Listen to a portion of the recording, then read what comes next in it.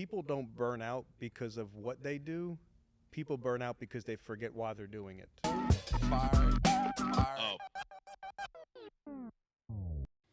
Welcome, Senior Life family, to another All Fired Up podcast. I'm your host, Will Voorhees, and today I'm joined by Doug Blake. Doug, how we feeling today? All fired up, baby. Awesome, man. It was good talking to you on the virtual podcast, but it's even better to have you in person and kind of go into some things I think might be important for agents that are a little, unmotivated or discouraged. So one of the things I've been asking leaders is how do you deal with burnout, Doug? With burnout? Yeah. Well, it's something that I deal with on a regular basis, and it's definitely something that I hear about on a regular basis. But many years ago, we had a gentleman come speak at one of our conferences. Okay. His name was Inky Johnson. Inky Johnson. So before I got to hear about Inky Johnson, or before he spoke at the meeting, I started doing some investigation of him and following him and stuff. And, Ron had really raved about how great this guy was. And I started listening to a lot of his things, and he said something that I never forgot. Okay. Right? And he said that people don't burn out because of what they do. People burn out because they forget why they're doing it. Okay. So I think a burnout comes from people losing their why. Yeah, losing the motivation, essentially. Because there's everything that we do in life is because we're motivated to do something or not to do something or whatever.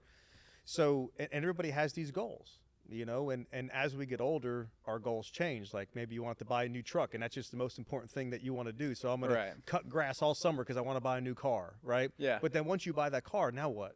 Yeah, what are you working for? What are you working for? So I think that's what happens is that people, they have these whys, and they either get what that they set out to get, or they lose sight of it. Okay. And then they get burnt out. Like, if you want to be successful, you're going to have to work your tail off for the rest of your life. Right. There's no getting around There's no getting around 50 and 60 and 70 and 80-hour work weeks, Right. And I think the more successful that you get, probably the more that you do work, Yeah. And I think you could be fired up about anything. If I told you that you had to shovel dirt for a living 8 hours a day, that's something you're not going to be too motivated to do. It doesn't sound too fun. Right? But if I told you I'm paying you $1 million a year to do it, I'll bet you you'd do that with a smile on your face and whatever. You know what I mean? So I think everybody's motivation changes, and there's this old saying too that if you lose your why, you lose your way. Okay. So I really don't think that people burn out. I think their thought processes, get kind of lost some way, and they lose their why. But it's something that people do kind of blame, I would say, for their lack of success. Is that, I'm tired, I'm burnt out. I've been working this sales gig for a long time, man. I'm beat up. Yeah. I don't believe that. I used to believe it. Okay. I don't really believe it anymore. Okay, so that's kind of a good segue into what's your motivation? What kind of drives you every day? Yeah. So my biggest driving force is my family. Okay.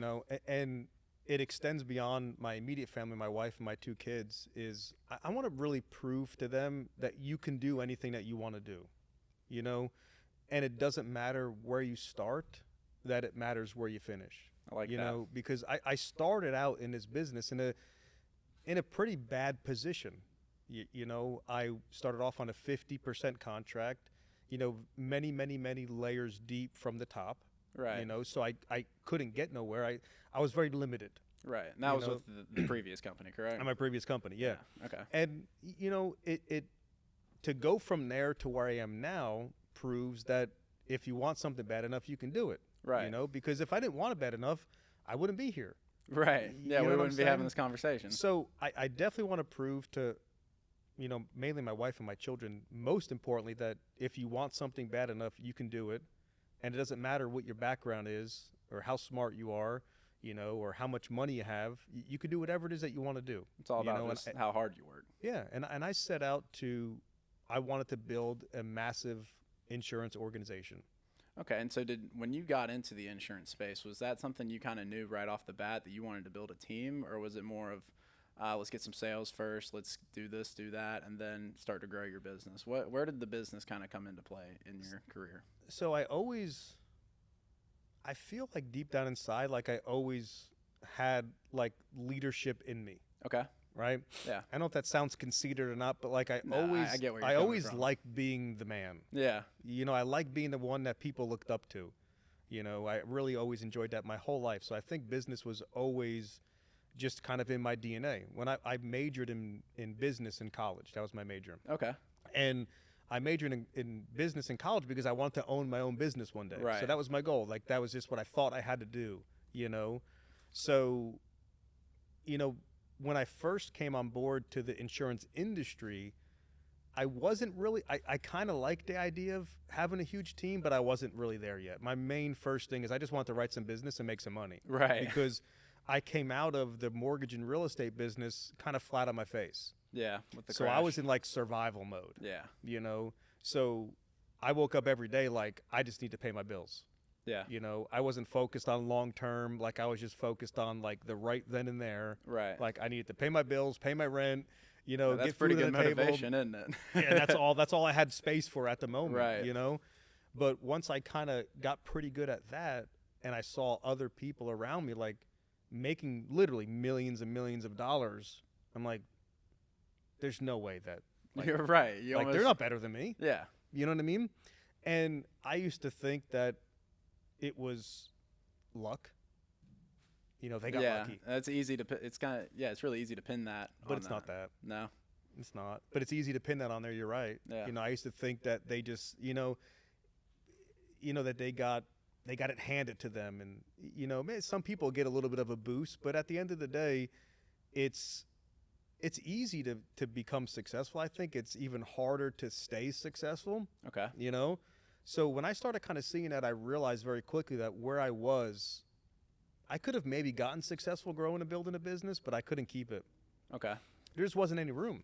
Right. You know, because I think in order to be successful, you got to have massive amounts of people under you also being successful. Right, and you can't tell someone how to be successful without going out and doing it yourself first. No doubt. Even me and Mitch were talking on the car ride over here from the airport, you know, and we were talking about kind of doing it first and stuff like that, and you know, helping people get what they want out of life is what will ultimately make you successful. So if I can't help a lot of people reach their goals, become financially free, and do all that, how can I ever remain successful? Right. I might temporarily Yeah, kind you of might make be some in money the spotlight for a minute. but to stay in it long term and to become wealthy, I think is a totally different story. That's awesome.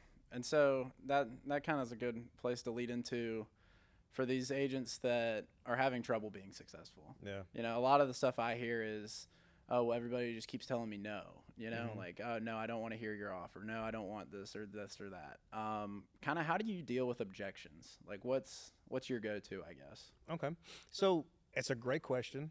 It's probably a question that everybody wants to know. Right. Right. And what they've heard is just to keep doing it is what you got to do. Like, success doesn't happen overnight. It happens over time. Okay. And we can't look at these no's as failure. That's not what it is. It's a learning experience, you know? Yes, sir. But I think the biggest thing is you got to have belief in what you're doing. Okay. And not only in the opportunity for, say, you as an agent, but in the opportunity that these policyholders will have with Senior Life Insurance Company. You know, you got to believe in it. Yeah. And if you don't believe in it, you're going to have a hard time overcoming it. And I also think that there's a lot of truth in every objection. Meaning, if you have a lot of people telling you that they got to think about it, say, Yeah. there's probably a really good chance that you like to think about things too. Okay. You know what I'm saying? Yeah. So if you believe it to be true, or if you think this is too high for the value that they're getting, if you believe that to be true, how can you talk somebody into it? Right. Because everything that they tell you is going to be like, yeah, I kind of agree with you. You know, so you got to believe in what you're doing. Yeah. You know, and it even goes back to the same thing with the leads. And I tell these people every day, like, nobody's going to call off a TV commercial or respond to a mailer or click on an ad on Facebook if they don't want to buy insurance. Right. Who would? Yeah, no, I mean, for instance, like, I'm not going to just click on an ad for a car. You know, I'm a truck guy. I just ordered a truck. But I mean, if I'm not looking for that, why would I bother? Yeah. Now maybe your level of interest or how quickly you want to do something might vary from person to person. Right. Right. It might be a little bit different. Like, you might want to do something now as opposed to doing something in 6 weeks or 6 months. I don't know, but the interest is there. Yeah. So why would you ever take no for a reason? Yeah. Or no. like, oh, I'm not interested anymore. What does that mean? Nah, he didn't. Like, nobody's like just losing interest overnight. They're when not. The salesman comes to the door. Yeah, but what happens is, they're scared of the process. I'll even ask you this question. I tell this to my agents all the time. I said, so if you were to walk into a department store, or maybe a shoe store, what's typically the first thing that happens to you when you walk into that store? Someone comes up to me and asks, if they could help me with what I'm looking for or anything like that. And what do we say to them? Say, nah, I'm fine. I'm just looking. Exactly. Right. So when we call up a lead and we ask them if they need any help and they say, no, I'm good. Like, what are we doing? We're doing what we're all programmed to do. Right. Which is just to, stay away from salespeople. You know? But we have to understand that objections are good things. Okay. Usually the ones that give you the most hard time up front are usually the easiest ones to close. That's interesting. So if you got a person that's telling you, like, I got no time, I'm in a rush, I'm not interested anymore, you get through that initial little upfront stage, I'll guarantee you the checkbook is waiting for you. That's awesome. Yeah, and it's really, and I've had so many experiences where that all kind of played out. So when you're overcoming objections, you want to make it easy for them. Agree with them. Right. Tell them, like, where they're coming from. Yeah. And you just ignore it and you keep on doing it, And we got to know that there's a difference between, say, objections and complaints, and there's a difference between a lie and a truth. Okay. And if we chase the lies, you can say all the right things, use all the right rebuttals in the world. You could be the best at all that. But if you're chasing a lie, how are you ever going to overcome it? But if you're on the real objection, it's safe to say that because we know there's interest there, that you can talk yourself through it. You could talk through it with them because it's the truth. Right. So the trick to sales is getting someone to like you and trust you. Okay. So if you can get someone to like you, more being genuine, or do you have to put on a front for that, essentially? I think if you got to put on a front, you're going to have some trouble. Okay. It's got to be legit. It's got to be genuine.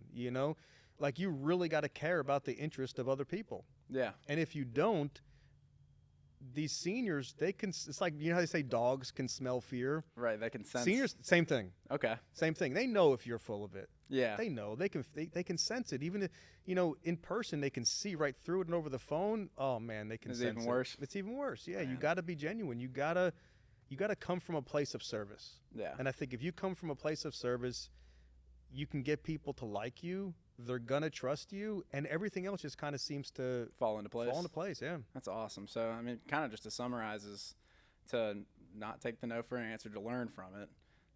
What is it? Consistently ask yourself, be persistent. why are you getting no's? Like, what are they saying? Where are they holding you up? Like, where are you getting stopped? And are you taking the time to come up with ways to overcome that, or are you just hoping it doesn't happen? Right. Are you just taking the no for an answer rather than learning from it? Yeah, because even like I don't know how long the oldest salesperson of Senior Life has been in the game for, but that are still actively selling. But I can guarantee you is that they hear the same objections today than they did on day one. Right.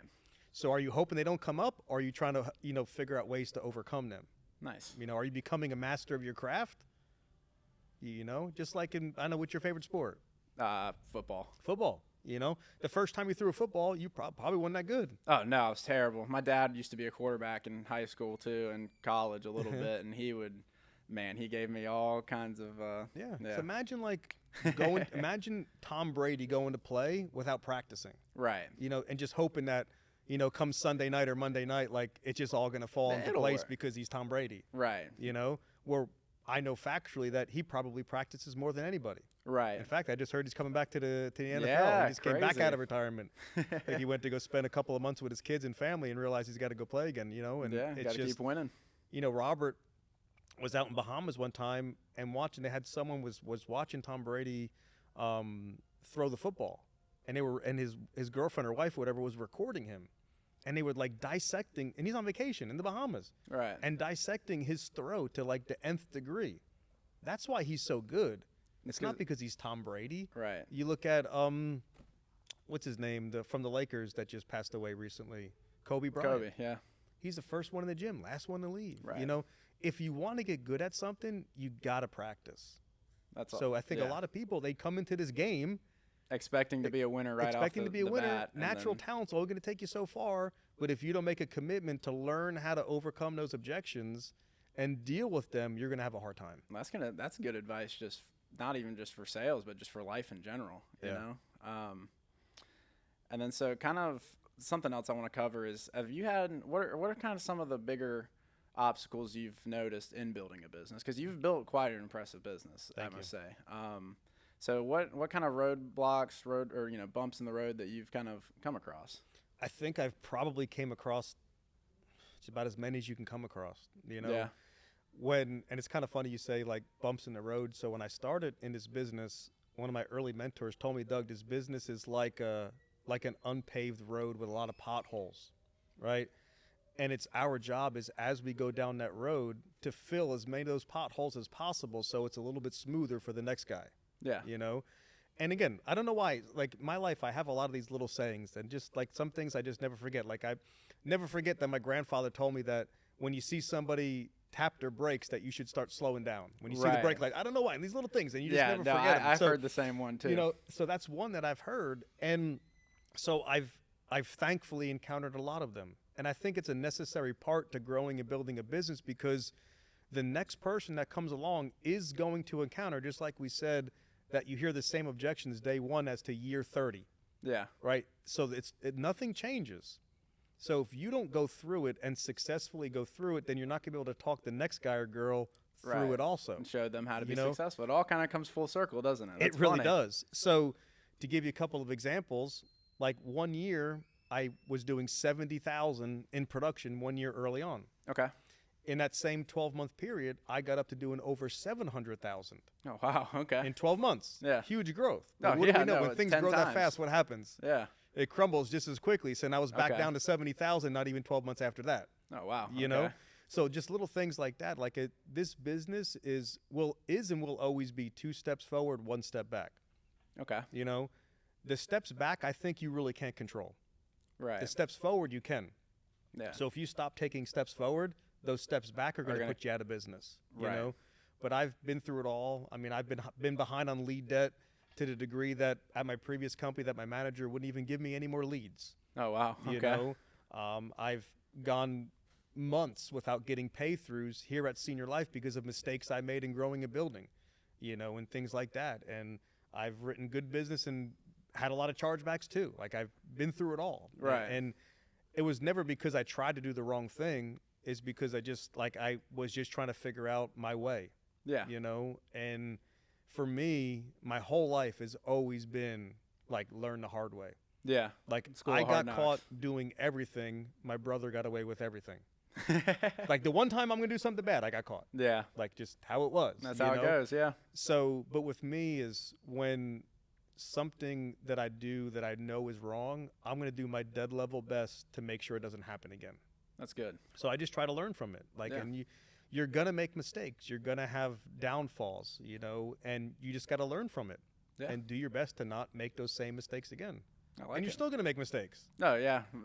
That's another thing my dad's always told me. He's like, you're always going to make mistakes. It's just a matter of how you get back up once you've been knocked down. Exactly. Because I've made the same mistake more than once before. Yeah. And it's easy not on purpose, or I'm like, hey, maybe it'll be different this time. No. Okay, let's stay away from that. It's hot. Okay, let me touch it, Yeah. But there's been a lot of downfalls. There's been a lot of mistakes, but there's been a lot more victories, because I continue to keep pressing forward. Right. I continue to keep taking the advice of so many amazing mentors that I've had over the years, and here, Ron and Robert being probably my 2 biggest at Senior Life, we have a system. Yeah. Imagine, being on Tom Brady's team, him calling a play and you deciding to do something different. Yeah, it's not gonna work. It's not gonna work. So Ron and Robert called the play, and the play is the Senior Life system. Okay, I like that analogy. So run the play. Yeah. Run the play and keep running the play. It may not always in the short term work out. All right, you might not be getting a touchdown every play. Not every play. But you look at that scoreboard at the end of the game, and I promise you that you'll be winning. That's awesome. So man. A lot of my downfalls, just faith has got me through a lot of them. And know that, hey, we got people that are successful. This is the way they did it, because success leaves trails, no? Yeah. Yeah, no, and that's the best people to learn from. How to be successful is follow those trails. Yeah. Yeah. And there's, to my opinion, in this business, there's not a better person to follow than Ron Powell. That's awesome. What better mentor or example could you have? Like, I don't think there's a better success story in our space than him and his family. Right. I mean, because they've done it. They've blazed that trail. Yeah. They started off sorting leads in their trailer down the road from where we're at right now to now. You know, I was talking to Mitch on the way over. I said, Mitch, you ever imagine when you guys built that building that not even 10 years later you would already outgrow it? He's yeah, like, right. It's busting out the seams. Busting out of the seams. Yeah.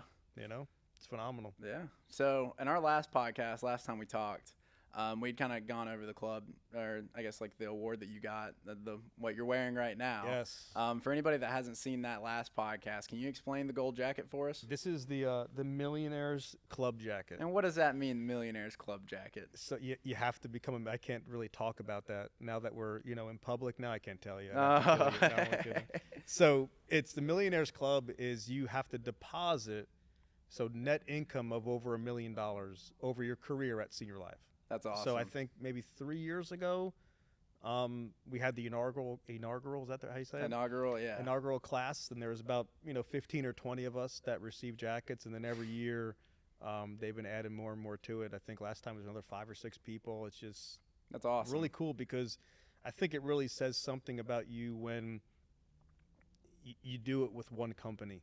Yeah, for sure. Not just your career over time. I mean, your whole career. Like you've done this when you've gotten to this company. Yeah. And achieved all this. That's awesome. I mean, I just can't wait till we have our next agency meeting and everybody's got a gold jacket on. Right. I mean, that's the day I'm looking forward to. Yeah. No, that'd be an awesome day to have. Yeah. Well, yeah, man, it was awesome talking with you. Everybody at home, please make sure to like, subscribe, and comment. And if you want to get in touch with Doug, what's kind of your contact info if anybody wants to come learn from your success? Yeah, well, you can give me a call at 954-317-8072. Follow us on Instagram at theblakegroupins.com. I don't know how you say that on the tag, but you know what I mean? But follow us on all those social media things too, because we're really putting a lot of good content out there and sharing a lot of your guys' stuff. We're really grateful to have access to too. Yeah, man. Well, just to kind of close off, man, how we feeling? Still fired up, baby. Awesome. Fired up.